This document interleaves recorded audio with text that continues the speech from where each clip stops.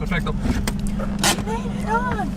That was perfect timing. Oh my God, that was... We literally pulled up to the line. That was so good that you know you're going to pay for it at a wait. Sometime later in the trip, you'll have the worst timing. We literally didn't even wait a minute. Yeah. Not a minute. No, and I looked... Let's leave everything and go traveling.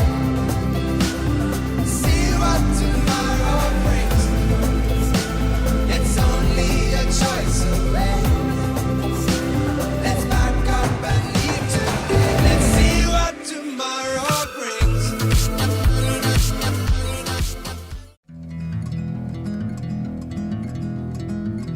If you were with us last time, we had camped just outside of the Torres del Paine National Park, on the banks of the Rio Sorano.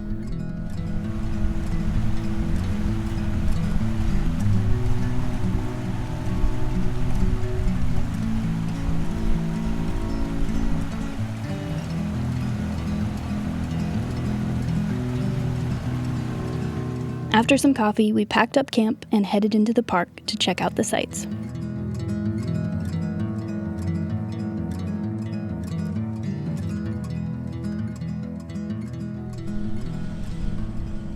It wasn't the best weather, but that didn't stop us doing some exploring on foot. It's a little windy. Tiny bit, but it's pretty. Yeah.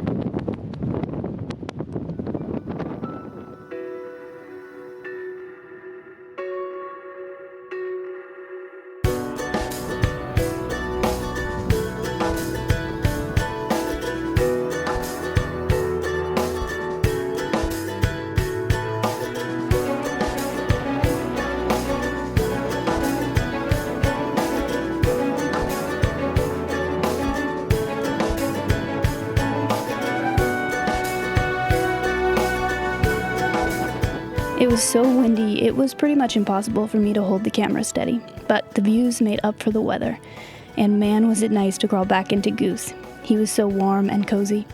We spent the rest of the day just taking in our surroundings before making camp. Interesting, it's not a big drop, it's just violently... So much water. The snow melt, coming down and hitting. In the morning, we got lucky with a crisp, clear day, so we hit the trail as soon as the sun was up to make our way to the famous Torres, or towers. Watch out for the gravel we're walking over. Good morning. It is 7 a.m. and it is clear out, so we're super stoked. Look where we're headed. Sorry, backpack smashed, Kelsey. Right up there. Well, not right up there. We're not doing any rope stuff or anything crazy like that, but we're doing like a 20-something kilometer hike, I think. 22 kilometers? Yeah, so solid 6 hour, I'm thinking. Yeah, we'll see. But it's clear. It's been raining every day, just non-stop, and bad wind. The wind's still here, but now it's clear.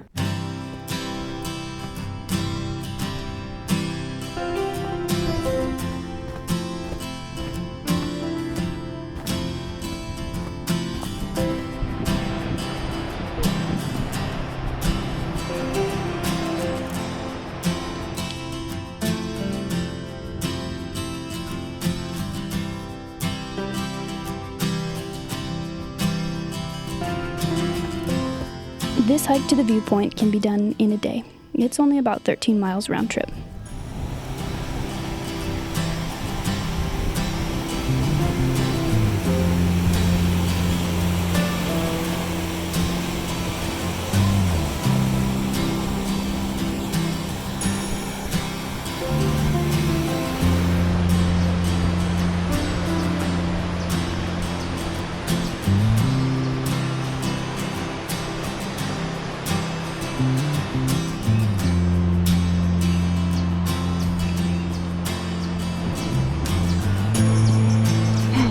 I talked about my struggles in the last episode, and some things that always make me feel better are getting outside and doing something physical.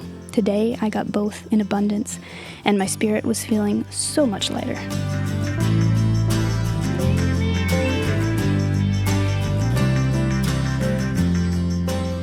The trail was actually pretty mellow, so we enjoyed chatting as we walked, but the last little bit was pretty straight up and mostly just scrambling over boulders.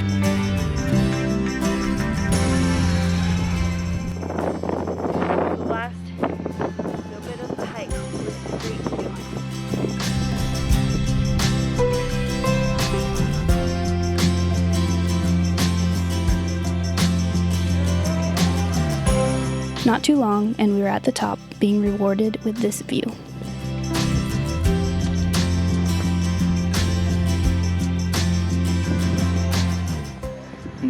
Snack time. Got lucky.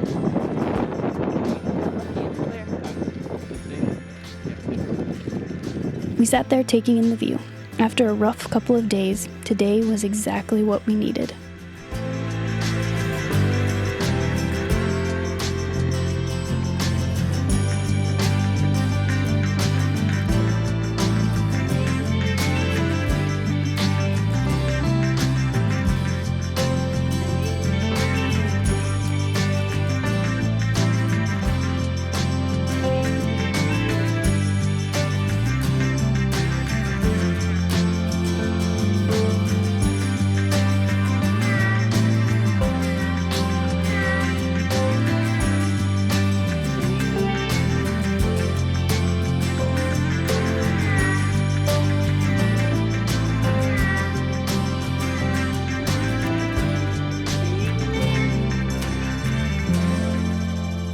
After some snacks, a few photos, and just soaking in our surroundings, it was time to head back down the mountain towards Goose.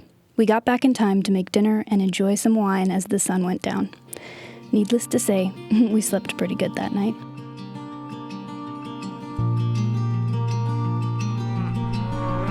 The next morning, our time was up in the park, so we hit the road again.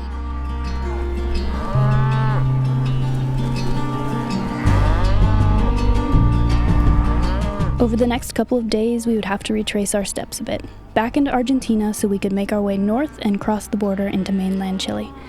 We settled in with an audiobook and enjoyed the views. When we hit Calafate, we ran into our friends Kirk and Clayton from Impact Overland. We were excited to catch up with them, so we camped a few nights together.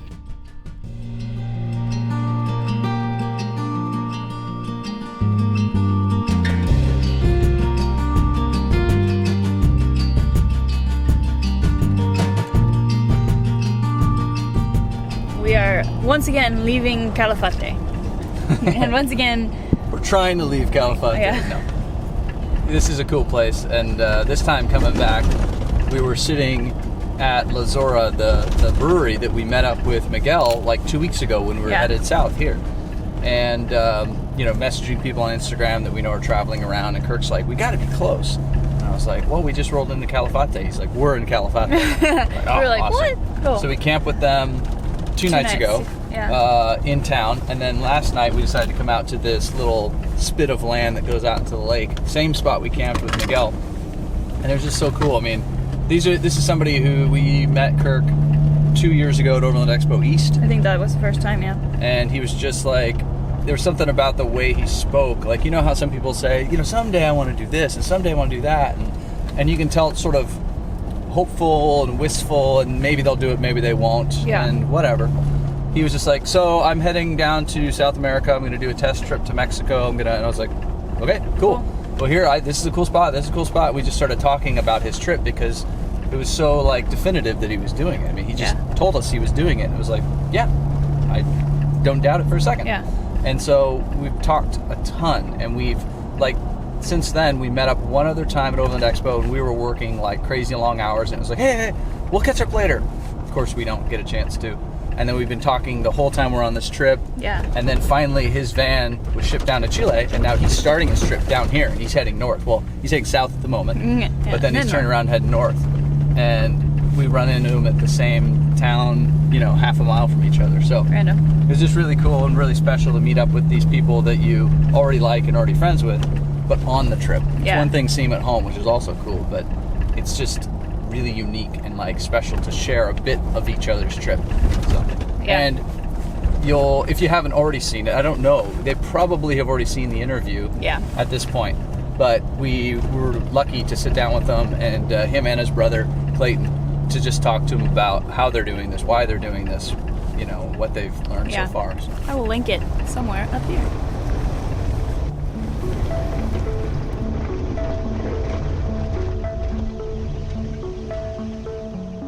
We spent the next few days meandering our way towards the teeny tiny border crossing into Chile. We had picked the smallest, most remote border we could find, and bonus, it would take us right through the famed Parque Patagonia.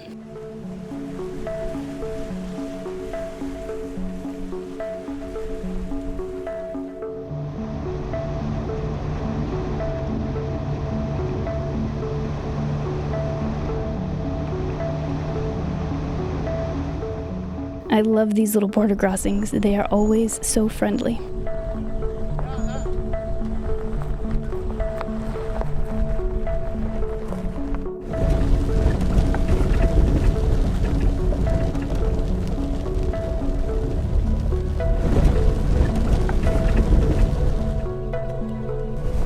Alright guys, we're officially checked into Chile for maybe the last time.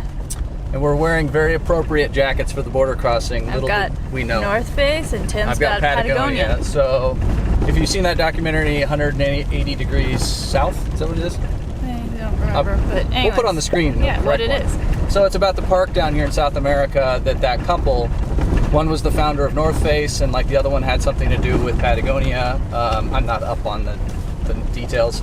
They created a lot of parks down here with their own private cash and then donated them back to the government with stipulations that they remain a park. Well, we just met her at the border crossing. We were standing there getting our paperwork done and started talking to the lady behind us, and she goes, I said, oh, what are you up to and where are you from? She goes, well, kind of here. You know, I've spent the last 27 years down here working on, you know, this is my park that you're driving into, and then we're just leaving one over here that I helped him start. That was random. Yeah, very random, but both very nice. It's very pretty out here. It's raining right now. Yeah, it's gorgeous. This is a heck of a way to enter Chile.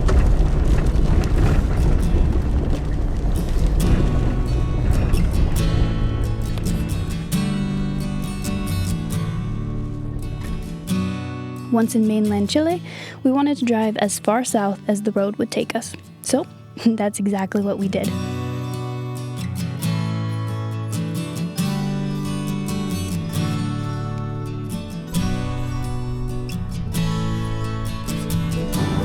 This route we are on is known as the Carretera Austral, and it is stunning.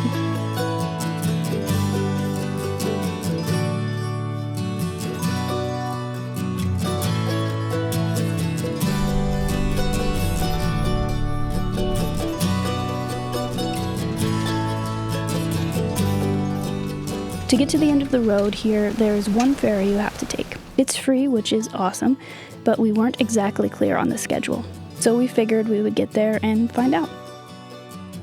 So the question is, will we fit? Da, da, da, da. Will they let us get on board? I don't know. It's tight.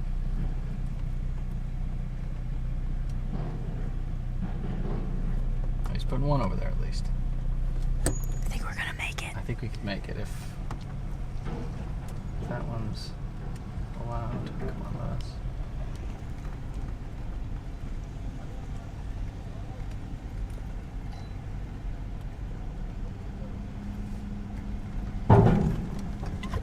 Yes. No one's yelling at me, so.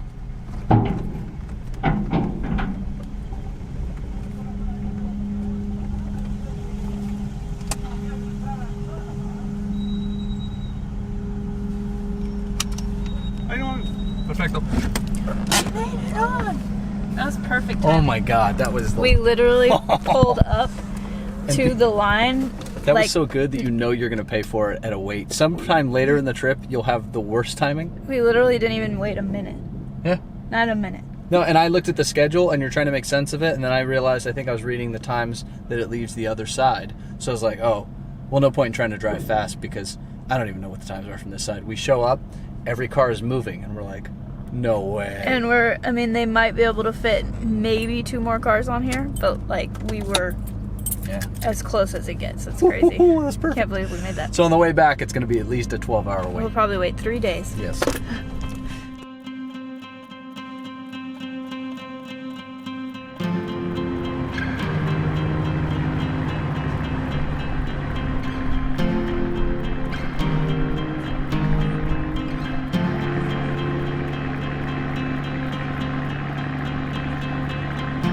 It's funny. It's like in some small way reminds me of Norway. just because I'm out on a boat in bad weather and cold. Big mountains. Yeah.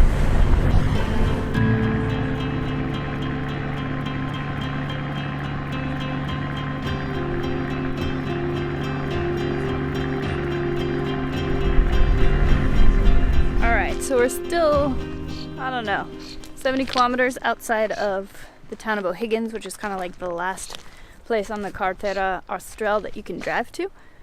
But we just stopped to make camp. It's about, I don't know, 4. And check out that mountain. I'll zoom in on it because it's pretty. But yeah, this is like a, I don't know, gravel pit, something. But it's a nice wind block and off the road. So I'm gonna make some dinner and look at the glacier.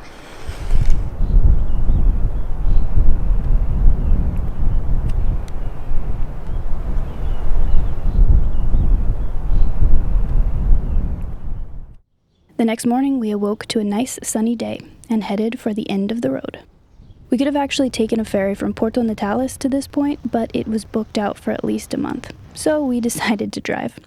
Once we got here, we had some lunch and took a few pictures, then turned right back around to start our journey north through mainland Chile.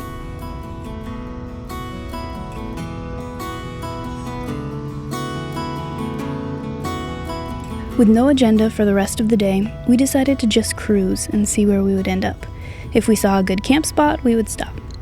Days like this are my favorite. Dirt roads, beautiful views, maybe some music, maybe a podcast or a book.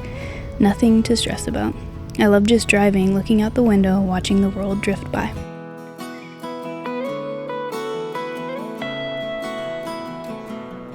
Before we knew it, we found ourselves back at the ferry. Second ferry experience. Bigger luck than the first one. So the last one we pulled up, it drove right on. This one we had 16, 17 vehicles ahead of us. The ferry holds 14, and one of them is this giant semi, full-size semi. So we were for sure not going to make it. And then at the end they needed one, quote, small truck. And so we got to pass a bunch of box trucks and like commercial trucks and get on. And we are, I don't know, 3 inches, 4 inches to spare behind our truck in the back of the ferry. So it doesn't get any closer. That big thing right in front of us. I'm not sure how much space is in there. Yeah.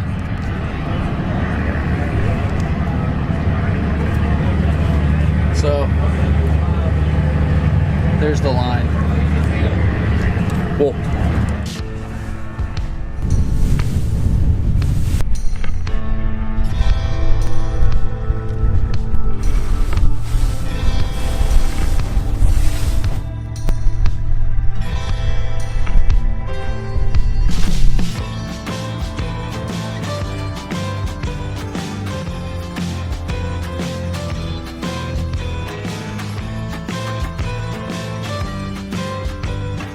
We did a slow drive episode for this section of the road. If you want to check that out, I will link it above, below, and at the end of the video.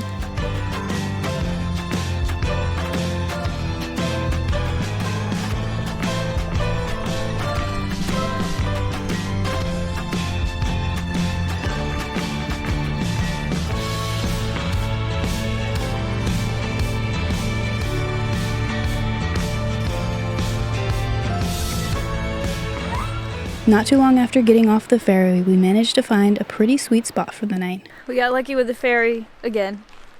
So that means whatever ferry we have to take next is going to be real bad. But another gravel pit camp for tonight. This one is also quite pretty. There is some like old metal. But other than that, pretty clean. And we're looking up at a pretty cool waterfall. I'll show you.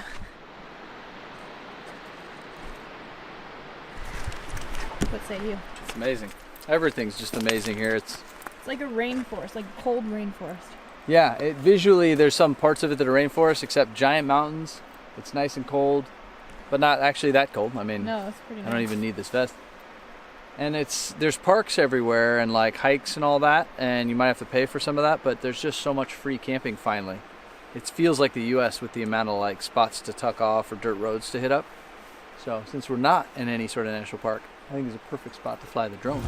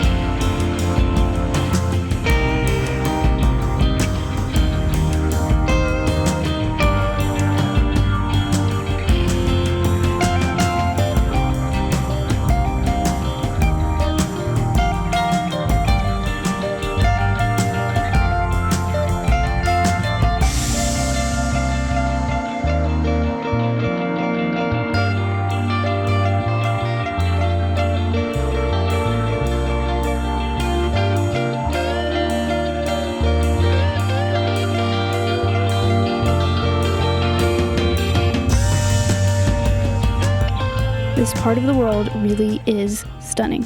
Yep, I think stunning sums it up pretty well.